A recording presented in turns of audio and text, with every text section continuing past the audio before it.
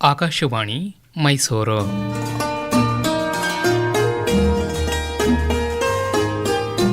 ಧ್ವನಿಮುದ್ರಣ ಭಂಡಾರದಿಂದ ಆಯ್ದ ಕಾರ್ಯಕ್ರಮ. ಗೋಪಾಲಸ್ವಾಮಿ ಶಿಶುವಿಹಾರ ಕುರಿತಂತೆ ಕಮಲಾ ಗೋಪಾಲಸ್ವಾಮಿಯವರೊಂದಿಗೆ ಡಾಕ್ಟರ್ ಜ್ಯೋತ್ಸ್ನಾ ಕಾಮತ್ ಅವರು ನಡೆಸಿದ್ದ ಸಂವಾದ.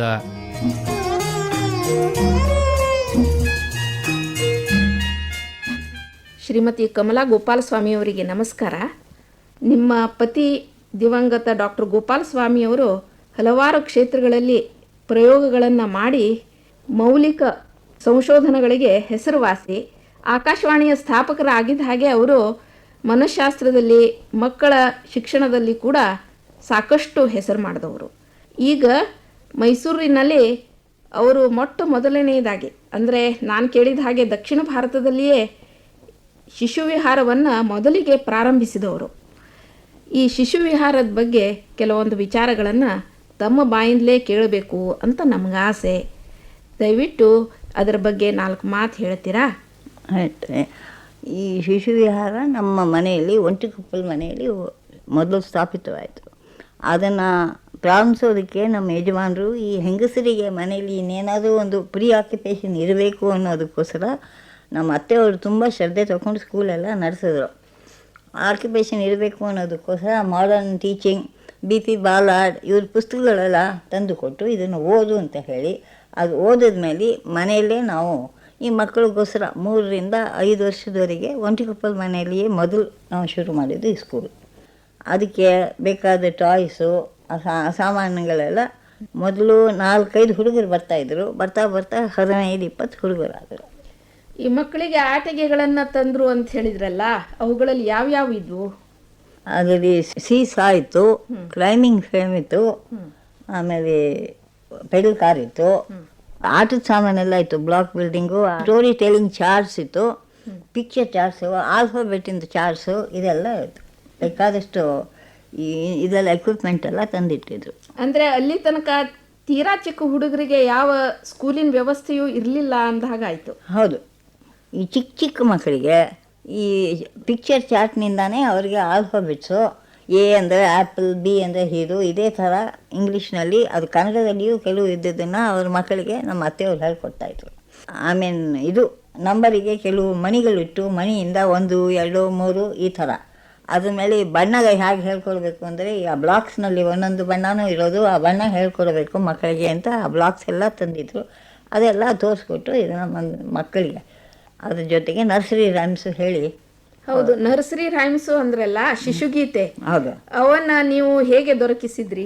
ಅವರು GP ರಾಜರತ್ನಂ ನಮ್ಮ ಮಕ್ಕಳಿಗೋಸ್ಕರ ಸ್ಪೆಷಲಾಗಿ ಸ್ಕೂಲಿಗೆ ಬಂದು ಅಲ್ಲಿ ನಿಂತ್ಕೊಂಡು ಅಲ್ಲಲ್ಲೇ ಅವರು ಇದು ಮಾಡಿ ಕೊಡ್ತಾಯಿದ್ರು. ನರ್ಸರಿ ರೈಮ್ ಅವರು ಮನಸ್ಸಿಗೆ ಬಂದ ಹಾಗೆ ಬರೆದು ಕೊಡ್ತಾಯಿದ್ರು ನಮ್ಮ ಸ್ಕೂಲಿಗೆ.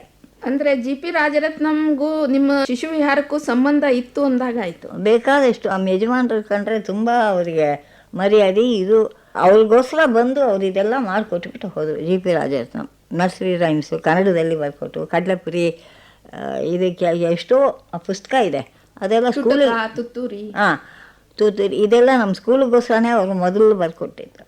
ನೋಡಿ, ನಿಮ್ಮ ಶಿಶುವಿಹಾರಕ್ಕೆ ಬರೆದದ್ದು ಇಡೀ ಕನ್ನಡ ನಾಡಿಗೆ ಅದ್ರ ಉಪಯೋಗ ಆಯಿತು. ಅಂದರೆ ಈ ವಿಷಯದಲ್ಲೂ ಈ ಶಿಶುಗೀತೆಗಳನ್ನು ಬರೀಲಿಕ್ಕೆ ಡಾಕ್ಟರ್ ಗೋಪಾಲಸ್ವಾಮಿಯವರ ಶಿಶುವಿಹಾರವೇ ಕಾರಣ ಅನ್ನೋದು ಸ್ಪಷ್ಟ ಆಯಿತು. ಈಗ ನಿಮ್ಮ ಅತ್ತೆಯವರು ಈ ಸ್ಕೂಲನ್ನು ಅಂದರೆ ಶಿಶುವಿಹಾರವನ್ನು ನಡೆಸ್ತಿದ್ರು ಅಂತ ಹೇಳಿದ್ರಲ್ಲ, ಇದಕ್ಕೆ ಅವರಿಗೇನಾದ್ರು ವಿಶೇಷ ತರಬೇತಿ ಇತ್ತೇ ಅಥವಾ ಅವರ ಪರಿಶ್ರಮವೇ ಕಾರಣವೇ? ವಿಶೇಷ ತರಬೇತಿ ಏನೂ ಇರಲಿಲ್ಲ.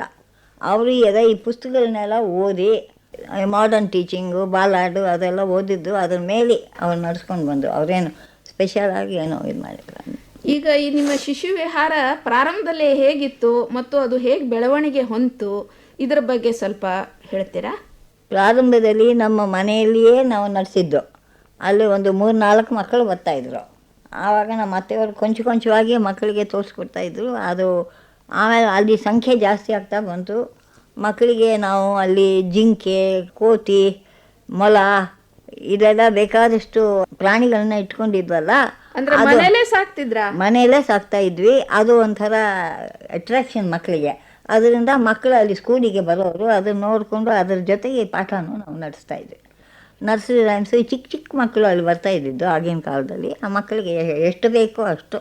ಅಂದರೆ ಈ ಕೋತಿ ಸಾಕಿದ್ರಿಂದ ನಿಮ್ಗೇನು ತೊಂದರೆ ಆಗಲಿಲ್ವಾ? ಕೋತಿಗೆ ಒಂದು ದೊಡ್ಡ ಗೂಡೆ ಕಟ್ಟಿದ್ವಿ. ಗೂಡು, ಅದರಲ್ಲಿ ಅಡಿಯಲ್ಲಿ ರಾಬಿಟ್ಸ್ ಇತ್ತು. ರಾಬಿಟ್ ಅಂದರೆ ಮೊಲ. ಅದು ಅಡಿಯಲ್ಲಿ ಮೊಲ, ಮೇಲೆ ಕೋತಿ ಎಲ್ಲ ಇತ್ತು. ಅದ್ರ ಜೊತೆ ಜಿಂಕೆ ಒಂದು. ಎಲ್ಲ ಈ ಮಕ್ಕಳಿಗೆ ಒಂದೇ ಎಕ್ಸೈಟ್ಮೆಂಟ್. ಅದೆಲ್ಲ ನೋಡಿ ಕುಣಿತಾ ಬಂದರೆ ಇನ್ನು ಅದನ್ನು ನೋಡೋದಕ್ಕೋಸ್ಕರ ಆದರೂ ಹುಡುಗರು ಬರ್ತಾಯಿದ್ರು ಆ ಸ್ಕೂಲಿಗೆ. ಹೌದು. ಅಂದರೆ ನಿಮ್ಮಲ್ಲಿ ಮೊದಲನೇ ಸಲ ಬರ್ತಿರೋ ಹುಡುಗರಲ್ಲಿ ಯಾರಾದರೂ ಇದ್ರಾ? ನಿಮ್ಗೆ ನೆನಪಿದೆಯಾ ಆ ಹುಡುಗರ ಹೆಸರುಗಳು? ಒಂಟಿಕೊಪ್ಪಲು ಮನೆಯಲ್ಲಿ ರಾಜಾರಾಮಣ್ಣ ಅಂತ ಈಗ ದೊಡ್ಡ ಸೈಂಟಿಸ್ಟ್ ಆಗಿದ್ದಾರಲ್ಲ, ಅವರು ಮೊದಲು ಓದ್ತಾಯಿದ್ರು. ಎಂ ಬಿ ಕೃಷ್ಣರಾಯರ ಮಗ ಓದಿದ. ಆಮೇಲೆ ಇನ್ನೂ 2-3 ಜನ ಓದ್ತಾಯಿದ್ರು ಆ ಸ್ಕೂಲ್ನಲ್ಲೇ. ಶಾರದಾ ಪ್ರಸಾದ್ ತಂಗಿಯರು ಓದ್ತಾಯಿದ್ರು. ಇವರೆಲ್ಲ ಆ ಸ್ಕೂಲ್ ನಮ್ಮ ಶಿಶುವಿಹಾರದಲ್ಲೇ ಓದಿದ್ದವರು ಇವರೆಲ್ಲ. ಆಮೇಲೆ ಒಂಟಿಕೊಪ್ಪಲಿನಿಂದ ಮುಂದೆ ಹುಡುಗರು ಹೆಚ್ಚಿದ ಹಾಗೆ ಬೇರೆ ಕಡೆ ಬೇರೆ ನಮಗೆ ಈ ಮನೆ ಜಾಗ ಸಾಲದೆ ಹೋಗ್ಬಿಡ್ತು. ಗಲಾಟೆ ಜಾಸ್ತಿ ಆಗೋಯ್ತು. ಒಂದು 15-20 ಹುಡುಗರು ಬಂದು ಸೇರಿದ ಮೇಲೆ ಲಕ್ಷ್ಮೀಪುರದ ಪೊಲೀಸ್ ಸ್ಟೇಷನ್ ಹತ್ರ ಬೋರಯ್ಯ ಬಸವಯ್ಯ ಅಂತ ಹೇಳಿ ಅವ್ರದ್ದೊಂದು ಮನೆ ಇತ್ತು. ಅದನ್ನು ನಾವು ಬಾಡಿಗೆಗೆ ತೊಗೊಂಡು, ಅದು ಅಲ್ಲದೆ ಲಕ್ಷ್ಮೀಪುರದಲ್ಲಿದ್ದವ್ರು ನಮ್ಮ ಮಕ್ಕಳಿಗೂ ಕೊಂಚ ಈ ಸ್ಕೂಲಿಂದು ಇದಿರಲಿ, ಮಕ್ಕಳಿಗೆ ನಮಗೂ ಉಪಯೋಗ ಇರಲಿ ಅಂತ ಇವ್ರನ್ನ ಬಂದು ಕೇಳ್ಕೊಂಡಿದ್ದಕ್ಕೆ ಅಲ್ಲಿ ಬೋರಯ್ಯ ಬಸವಯ್ಯ ಅನ್ನೋ ಮನೆಯಲ್ಲಿ ನಾವು ಅಲ್ಲಿ ಸ್ಕೂಲ್ ಓಪನ್ ಮಾಡಿದ್ವಿ. ಇಲ್ಲಿಂದ ಅಲ್ಲಿಗೆ ಶಿಫ್ಟ್ ಮಾಡಿಕೊಂಡು ಅಲ್ಲಿ ನಡೆಸ್ತಾಯಿದ್ವಿ ಸ್ಕೂಲನ್ನ. ಅಲ್ಲಿ ಒಂದು 30-40 ಹುಡುಗರು ಬರ್ತಾಯಿದ್ರು. ಎಲ್ಲ ಹತ್ತಿರ ಪತ್ರ ಇತ್ತಲ್ಲ, ಬೇಕಾದಷ್ಟು ಹುಡುಗರು ಬರೋರು ಅಲ್ಲಿ. ಆಮೇಲೆ ಆ ಹುಡುಗರದ್ದೇನಾದರೂ ಸಾಂಸ್ಕೃತಿಕ ಚಟುವಟಿಕೆಗಳನ್ನು ನೀವು ಮಾಡಿಸಿದ್ದು ಅವರಿಂದ ನೆನಪಿದೆಯೇ?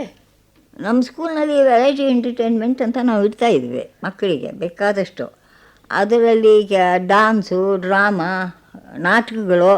ನಾಟಕ ಅಂದ್ರೇನು ಸಿಂಡ್ರೆಲಾ ಅಂತ ಇಂಗ್ಲೀಷ್ನಲ್ಲಿ ಒಂದು. ಆಮೇಲೆ ಕನ್ನಡದಲ್ಲಿ ನಾವು ಇಬ್ಬರು ಪೂರ್ತಿ ಸತ್ತಿದ್ದೀವಿ ಅನ್ನೋದು ಒಂದು. ಆಮೇಲೆ ಡಾನ್ಸ್ಗಳೆಲ್ಲ ಇಡ್ತಾಯಿದ್ರು. ಈ ಡ್ರಾಮಾಗೆ ಬೇಕಾದ ಸಲಕರಣೆಗಳೆಲ್ಲ ನಾವು ಸ್ಕೂಲ್ನಲ್ಲೇ ಮಾಡ್ತಾಯಿದ್ವಿ. ಡ್ಯಾನ್ಸು ಅಂತ ಹೇಳಿದ್ರೆ ಅದಕ್ಕೆ ಫ್ರಾಕು, ಡ್ಯಾನ್ಸಿಗೆ ಮೆಟೀರಿಯಲ್ ಅಂದರೆ ಕಿರೀಟ, ಇದು ಎಲ್ಲ ನಮ್ಮ ಸ್ಕೂಲ್ನಲ್ಲಿ ನಮ್ಮ ಅತ್ತೆಯವರು, ನಮ್ಮ ಟೀಚರ್ಸ್ ಅಲ್ಲೇ ಎಲ್ಲ ಮಾಡಿ.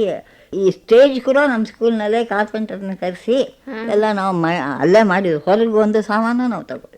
ಅಂದರೆ ಅದೆಲ್ಲ ಶಿಕ್ಷಕ ವರ್ಗಕ್ಕೆ ಹೌದು, ಈ ಥರ ಕಾರ್ಪೆಂಟ್ರಿ ಮತ್ತು ಮಕ್ಕಳಿಗೆ ಆಕರ್ಷಕವೆನಿಸಬಹುದಾದಂಥ ಎಲ್ಲ ಹೌದು ಉಪಕರಣಗಳನ್ನು ತಯಾರು ಮಾಡ್ಲಿಕ್ಕೆ ಬರ್ತಿತ್ತು ಅಂದಾಗ ಬೇಕಾದಷ್ಟು ಅಲ್ಲೇ ಎಲ್ಲ ಮಾಡಿದ್ದು. ಹೊರಗೆ ಒಂದು ಚೂರು ತಗೋತಾ ಇರಲಿಲ್ಲ. ನಮ್ಮ ಅತ್ತೆಯವರು ಎದುರಿಗಿದ್ದು ಸಾಯಂಕಾಲವರೆಗೂ ಆ ಟೀಚರ್ಸ್ ಜೊತೆಲಿ ಕೂತ್ಕೊಂಡು ತಾವು ಮಾಡಿ ಟೀಚರ್ಸ್ ಕೈಲೂ ಮಾತಾಡ್ತಾರೆ. ಅಂದರೆ ಈ ಶಿಶು ವಿಹಾರವನ್ನು ಮುಂದೆ ತಂದದಕ್ಕೆ ಶ್ರೇಯಸ್ಸು ನಿಮ್ಮ ಅತ್ತೆಯವರಿಗೆ ಕೊಡ್ತಾ ಇದ್ದೀರಿ ಅಂದಾಗಾಯ್ತು. ಹೌದು, ಅವರೇನೆ ತುಂಬ ಕಷ್ಟಪಟ್ಟು ಒಂದು ದಾರಿಗೆ ತಂದಿದ್ದ ಆ ಸ್ಕೂಲ್ನ. ನೀವು ಕಲಿಸ್ತಿದ್ರಾ? ಕಲಿಸ್ತಾ ಇದ್ದೆ. ಆದರೆ ನಾನು ಕೊಂಚ ಮನೆಯಲ್ಲೂ ಸಂಸಾರ ಇತ್ತಲ್ಲ, ಅವರು ಅಲ್ಲಿ ಕೊಡೋ ಟೈಮು ನನಗೆ ಇಲ್ಲಿ ಕೊಡೋಕ್ಕಾಗ್ತಾ ಇರಲಿಲ್ಲ. ಅವ್ರು ಹೋಗಿ ನಾವು ಕೊಂಚ ಅವ್ರಿಗೂ ಸಹಾಯ ಮಾಡ್ತಾಯಿದ್ದೆ. ನಮ್ಮ ಅತ್ತೆಯವರೇ ಪೂರ್ತಿ ಬೆಳಗ್ಗೆ ಹೋದರೆ ಸಾಯಂಕಾಲನೇ ಅವ್ರ ಮನೆಗೆ ಬರೋದು. ಈ ವೆರೈಟಿ ಎಂಟರ್ಟೈನ್ಮೆಂಟ್ ನಮ್ಮ ಸ್ಕೂಲ್ನಲ್ಲಿ ನಡೀತದ, ಅದನ್ನು ಅರಮನೆಯವರು ಕೇಳಿದ್ರು. ಅಲ್ಲಿ ಅರಮನೆಯವರು, ಮಹಾರಾಣಿಯವರು ಅವರೆಲ್ಲ ನೋಡಬೇಕು ಅಂತ ಕೇಳಿದ್ರಿಂದ ಅವ್ರಿಗೆ ಜಗನ್ಮೋಹನ್ ಪ್ಯಾಲೇಸ್ನಲ್ಲಿ ನಮ್ಮ ಮಕ್ಕಳೆಲ್ಲ ಹೋಗಿ ಅವರು ವೆರೈಟಿ ಎಂಟರ್ಟೈನ್ಮೆಂಟ್ ಎಲ್ಲ ಅವರು ಹೊರಗೆ ಬರೋದಿಲ್ವಲ್ಲ, ಅಲ್ಲಿ ಜಗನ್ಮೋಹನ್ ಪ್ಯಾಲೇಸ್ನಲ್ಲಿ ಏರ್ಪಾಡು ಮಾಡಿ ಎಲ್ಲ ಮಾಡಿಬಿಟ್ಟು ಅಲ್ಲಿ ನಡೀತು ವೆರೈಟಿ ಎಂಟರ್ಟೈನ್ಮೆಂಟ್. ಅಂದರೆ ಆಗಿನ ಕಾಲಕ್ಕೆ ಮೈಸೂರಿನ ಒಂದು ಸಾಂಸ್ಕೃತಿಕ ಜೀವನದಲ್ಲಿ ಈ ಶಿಶು ವಿಹಾರ ಇದರ ಚಟುವಟಿಕೆಗಳು ಬಹಳ ಮುಖ್ಯವಾಗಿದ್ದವು ಅಂತಾಯಿತು. ಈ ಶಿಶು ವಿಹಾರ ಬೋರಯ್ಯ ಬಸವಯ್ಯ ಮನೇಲಿತ್ತು. ಆಮೇಲೆ ಇದು ಸ್ವಂತಕ್ಕೆ ನಾವು ಮಾಡ್ಕೋಬೇಕು ಅಂತ ಹೇಳಿಬಿಟ್ಟು ನಮ್ಮ ಯಜಮಾನರು ಅಲ್ಲಿ ಜೋಸಿಯರ್ ಅಂತ ಇದ್ದರು. ಅವ್ರನ್ನ ನೋಡಿ ಕಾರ್ಪೊರೇಷನ್ನವರು, ಗೌರ್ಮೆಂಟ್ನವರು ಇವ್ರನ್ನೆಲ್ಲ ನೋಡಿ ಒಂದು ಎಲ್ಲ 3 ಜನ ಈಕ್ವಲ್ ಕ್ವಾಂಟಿಟಿ ಅಂದರೆ 10,000 ಏನೋ ಕೊಟ್ಟರು ಅಂತ ಕಾಣುತ್ತೆ. ಅದನ್ನು ತಗೊಂಡು ಆ ಬಿಲ್ಡಿಂಗ್ ಕಟ್ಟಿಸಿ, ಯಾಕೆಂದರೆ ಮಕ್ಕಳು ಜಾಸ್ತಿ ಆಗ್ತಾ ಬಂತು, ಅದು ನಮ್ಮ ಸ್ಕೂಲ್ ನಮ್ಮದೇ ಆಗಿದ್ದರೆ ನಮಗೆ ಎಷ್ಟೋ ಇದಾಗಿರುತ್ತೆ ಅಂತ ಹೇಳಿಬಿಟ್ಟು ಅವ್ರ ಐಡಿಯಾ ಪ್ರಕಾರ ಒಂದು ದೊಡ್ಡ ಹಾಲು, ಒಂದು ಪ್ಲೇ ಗ್ರೌಂಡು, ಇದು ಎಲ್ಲ ಹಾಕಿ ಆ ಸ್ಕೂಲ್ ಕಟ್ಟಿಸಿದ್ದು. ಅದು ನಿಮ್ಮ ಸ್ಕೂಲ್ನಲ್ಲಿ ಪರೀಕ್ಷೆಗಳು ನಡೀತಾ ಇದ್ವೆ, ಯಾಕಂದರೆ ಚಿಕ್ಕ ಮಕ್ಕಳು ಅಂತ ಹೇಳಿದ್ರಿ. ಹೌದು. ಆ ಪರೀಕ್ಷೆ ವಿಧಾನ ಹೇಗಿರ್ತಿತ್ತು ಸ್ವಲ್ಪ ಹೇಳ್ತೀರಾ? ಪರೀಕ್ಷೆ ಅಂದರೆ ರೆಗ್ಯುಲರಾಗಿ ಸುಮ್ಮನೆ ಕ್ಲಾಸ್ನಲ್ಲಿ ಕೊಡ್ತಾಯಿದ್ರು. ಅವ್ರ ಎಬಿಲಿಟಿದು ಹೋಲ್ ವರ್ಷ ಹೇಗಿದೆ ಅನ್ನೋದನ್ನು ರೆಗ್ಯುಲರಾಗಿ ಎಕ್ಸಾಮಿನೇಷನ್ ಅಂತ ಇಡ್ತಾ ಇರಲಿಲ್ಲ. ಮಕ್ಕಳದ್ದು ಎಬಿಲಿಟಿ ಪೂರ್ತಿ ವರ್ಷ ಹೇಗಿದೆ, ಅವ್ರು ಹೇಗೆ ಮಾಡ್ತಾರೆ ಅನ್ನೋದನ್ನು ನೋಡಿಕೊಂಡು ಮುಂದಕ್ಕೆ ಕ್ಲಾಸಿಗೆ ಹಾಕ್ತಾಯಿದ್ವಿ. ಮೊದಲು ಟಾಡ್ಲರ್ಸ್ ಅಂದರೆ ಚಿಕ್ಕ ಚಿಕ್ಕ ಮಕ್ಕಳು. ಆಮೇಲೆ ನರ್ಸರಿ ಸೆಕ್ಷನು. ನರ್ಸರಿ ಅಂದರೆ ಅದು ಈ ಟಾಡ್ಲರ್ಸ್ ಅಂದರೆ 3 ವರ್ಷ, ನರ್ಸರಿ ಅಂದರೆ 4.5-5 ವರ್ಷ. ಆಮೇಲೆ ಪ್ರೈಮರಿ ಸೆಕ್ಷನ್ ಅಂತ ಕಾಣುತ್ತೆ, ಅಲ್ಲಿಂದ ಎಲ್ಲ ಲೋವರ್ ಸೆಕೆಂಡ್ರಿವರೆಗೂ ಕೊಂಚ ಮಕ್ಕಳನ್ನ ಇದು ಮಾಡ್ಕೊಂಡು ಬಂದು, ಅದರಲ್ಲಿ ನಮ್ಮ ಮಕ್ಕಳು ಕೂಡ ಅಲ್ಲೇ ಓದಿದವರು. ಅರಮನೆಯ ಹುಡುಗರಿಗೆ ಸಂಗಾತಿ ಆಗಲಿ ಅಂತ ನಿಮ್ಮ ಸ್ಕೂಲಿನ ಸಹಾಯ ಅವರು ಕೇಳಿದ್ರು ಅಂತ ಇದ್ರ ಬಗ್ಗೆ ಸ್ವಲ್ಪ ಹೇಳ್ತೀರಾ? ಅರಮನೆ ಸ್ಕೂಲ್ನಲ್ಲಿ ಆ ಮಕ್ಕಳಿಗೆ ಬೇರೆಯಾಗಿ ಸ್ಕೂಲ್ ಇತ್ತಲ್ಲ, ಅದರಿಂದ ಕೊಂಚ ಒಳ್ಳೆ ಸಹವಾಸ ಇರಲಿ ಅಂತ ಇಲ್ಲಿಂದ ನಮ್ಮ ಸ್ಕೂಲ್ನಿಂದ ಒಂದಷ್ಟು 5-6 ಹುಡುಗರನ್ನ ನೀವು ಸೆಲೆಕ್ಟ್ ಮಾಡಿ ಕಳಿಸ್ಕೊಡಿ ಅಂತ ಕೇಳಿದ್ರು ನಮ್ಮ ಯಜಮಾನ್ರನ್ನ. ಅಲ್ಲಿ ಇರೋ ನಮ್ಮ ಸ್ಟೂಡೆಂಟ್ಸ್, ನಮ್ಮ ಸ್ಕೂಲ್ ಹುಡುಗರಲ್ಲಿ ಕೊಂಚ ಮುಂದಕ್ಕೆ ಬಂದಿರೋ ಹುಡುಗರನ್ನ, ಅಂದರೆ ಬುದ್ಧಿಶಾಲಿಯಾಗಿರೋ ಹುಡುಗರು, ಅವ್ರಿಗೆ ಕಂಪ್ಯಾನಿಯನ್ ಆಗಿ ತಾನೇ ಹೋಗಬೇಕು, ಒಂದು 6 ಹುಡುಗರನ್ನ ಕಳಿಸ್ಕೊಟ್ಟಿದ್ರು ಅರಮನೆ ಸ್ಕೂಲಿಗೆ. ಅಂದಮೇಲೆ ನಿಮ್ಮ ಸ್ಕೂಲಿನ ಹೆಸರು ತುಂಬ ಚೆನ್ನಾಗಿತ್ತು ಅಂತ ಸ್ಪಷ್ಟ ಆಗ್ತಾ ಇದೆ. ಈ ಸ್ಕೂಲ್ ನಡೆದ ಮೇಲೆ ಹೊರಗಿನವರೆಲ್ಲ ಬಂದು ನಮಗೂ ಶಿಶುವಿಹಾರ ಓಪನ್ ಮಾಡಬೇಕು, ನಮ್ಗೆ ಏನೇನು ಎಕ್ವಿಪ್ಮೆಂಟ್ ಬೇಕು, ಏನು ಸಾಮಾನು ಬೇಕು ಅಂತ ಹೇಳಿ ಎಷ್ಟೋ ಜನ ಬಂದು ಇದೆಲ್ಲ ತಗೊಂಡು ಹೋಗಿ, ಈಗ ಬೆಂಗಳೂರಿನಲ್ಲೂ ಹಿಮಾಂಶು ಶಿಶುವಿಹಾರದವರು ಕೂಡ ಬಂದು ಇಲ್ಲಿಂದ ಸಾಮಾನು ಏನೇನು ತಗೋಬೇಕು ಇದೆಲ್ಲ ಲಿಸ್ಟೆಲ್ಲ ತಗೊಂಡು ಹೋಗಿ ಅದೆಲ್ಲ ತರಿಸ್ಕೊಂಡು ಮಾಡ್ತಾಯಿದ್ದೆ. ಇವಾಗಲೂ ನಡೀತಾ ಇದೆ ಸ್ಕೂಲು.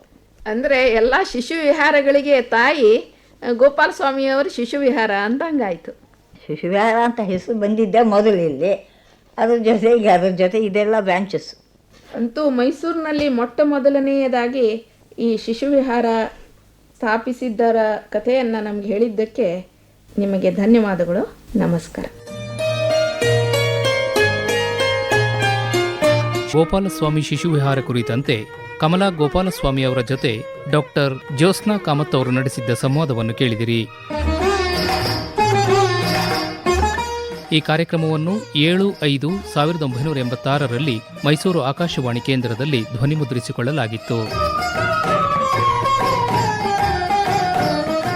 ಧ್ವನಿಮುದ್ರಣ ಭಂಡಾರದಿಂದ ಆಯ್ದ ಕಾರ್ಯಕ್ರಮ.